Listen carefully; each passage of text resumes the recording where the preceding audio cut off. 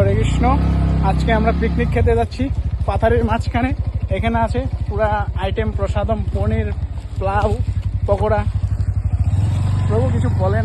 কি আর বলবো, ধীরে ধীরে নিয়ে যাচ্ছি, নাহলে পড়ে যাবে। যা রাস্তা আপনারা তো দেখতেই পাচ্ছেন, একদম পাথারের মাঝখানে।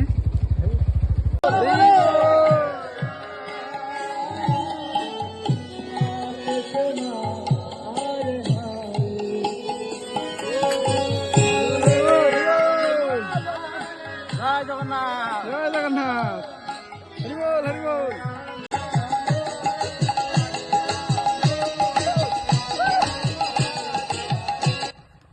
কি লোক